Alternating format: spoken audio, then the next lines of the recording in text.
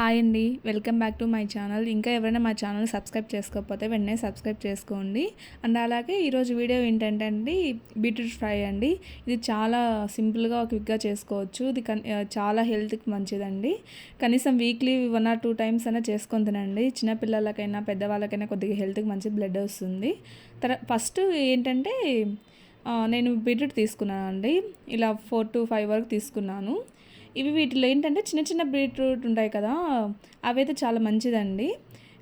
కొద్దిగా స్మూత్గా ఉంటాయి. ఇలా పెద్దగా ఉన్నవి ఏంటంటే కొద్దిగా రఫ్గా ఉంటాయి. కావాలంటే మీరు అబ్జర్వ్ చేయండి ఒకసారి. దీంట్లో నాకు ఒకటి బీట్రూట్లో ఒకటి పెద్దది వచ్చింది, చాలా రఫ్గా ఉందండి. అది కొద్దిగా చాలాసేపు పడుతుంది వేగడానికి. మీరు ఎప్పుడైనా తీసుకోవాలనుకుంటే చిన్న చిన్నవి తీసుకోండి.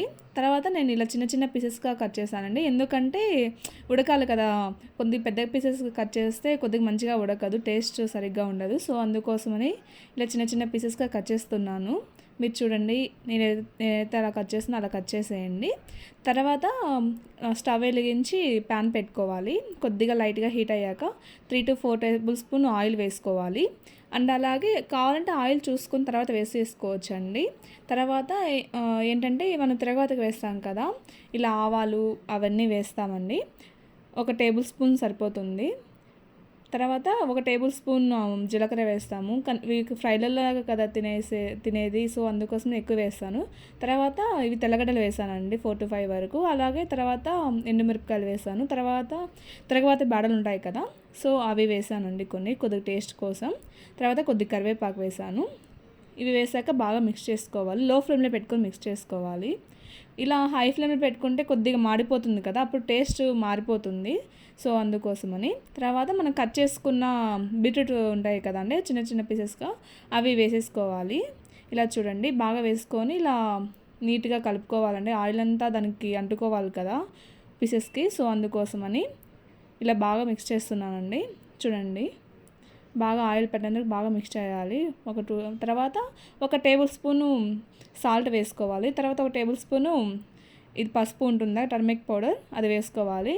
కావాలంటే సాల్ట్ మీరు తర్వాత లాస్ట్లో వేసుకోవచ్చు టేస్ట్ చూసి. ఒకవేళ కొంతమంది తక్కువ తినేవాళ్ళు ఉంటారు, కొంతమంది ఎక్కువ తినేవాళ్ళు ఉంటారు కదా, సో అందుకోసమని.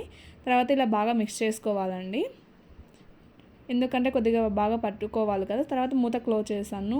ఒక 2 minutes తర్వాత మూత ఇలా ఓపెన్ చేసి ఇలా కొద్దిగా వేయించుకున్న తర్వాత ఏం చేయాలంటే, ఇవి కొద్దిగా ఉడకాలి కదండి, కొద్దిగా గట్టిగా ఉంది కదా, సో అందుకోసం నేను ఏం చేస్తున్నానంటే ఒక చిన్న కప్పు వాటర్ వేసుకోవాలి. చిన్న గ్లాస్ ఉంటుంది కదా, ఆ గ్లాస్ వాటర్ వేసేసుకుంటే సరిపోతుంది. ఇలా గ్లాస్ వాటర్ వేసుకొని బాగా మిక్స్ చేసుకోవాలి. ఇలా మిక్స్ చేసుకున్న తర్వాత మనము చిన్న చిన్న పీసెస్ ఉంటే కొద్దిగా మంచిగా అడుగుతుందండి. ఇది కొద్దిగా పెద్దవి ఉన్నాయనుకో ఇలా కొద్దిగా వాటర్ వేసుకొని ఉడకబెట్టుకోవాలి. తర్వాత ఇలా మూత క్లోజ్ చేశానండి. ఒక 5 minutes వరకు ఉడకబెట్టాను. చూడండి, ఇలా కొద్దిగా వాటర్ తగ్గుతూ ఉన్నాయి చూడండి. ఇలా వాటర్ తగ్గే కొద్దీ ఇలా స్మూత్గా అవుతూ ఉంటుంది. తర్వాత ఒక 5 minutes తర్వాత చూడండి, ఇలా చూడండి లాస్ట్కి ఏ కలర్ వచ్చిందో. ఒక మధ్య మధ్యలో ఇలా చూసుకుంటూ ఉండాలండి, ఎందుకంటే కొద్దిగా అడుగంటుతుంది కదా, సో అందుకోసమని.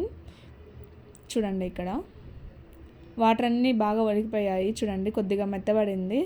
చూడండి ఎంత నీట్గా ఉడికిందో. ఇంకాసేపు అలాగే 2 minutes ఉడకబెట్టుకోవాలండి. అండ్ అలాగే చూడండి, ఇక్కడ వాటర్ అంతా అయిపోయాయి చూడండి. లాస్ట్కి ఇలా ఆయిల్ పైకి వచ్చేంత వరకు ఉడకబెట్టుకోవాలండి, ఎందుకంటే కొంతమందికి తెలియదు కదా, సో అందుకోసమని నీట్గా చెప్తున్నాను. చూడండి, ఇక్కడ కొద్దిగా ఆయిల్ పైకి వచ్చింది, వాటర్ అనేది లేదు చూడండి.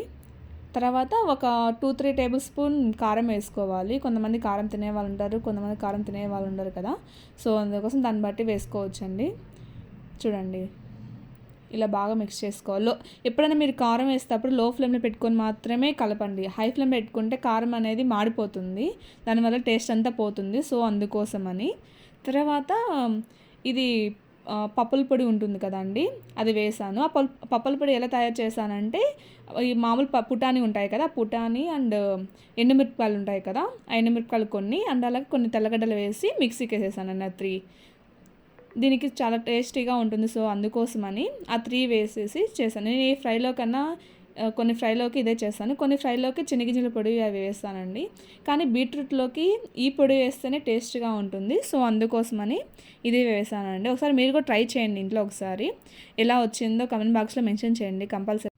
ఫైనల్గా ఇలాగ కలిపేసుకొని స్టవ్ ఆఫ్ చేసుకుంటే బీట్రూట్ రెడీ అండి. అండ్ అలాగే ఫైనల్గా మర్చిపోకండి, please like, do subscribe to my channel. And అలాగే పక్కన గంట ఐకాన్ దాన్ని క్లిక్ చేయండి.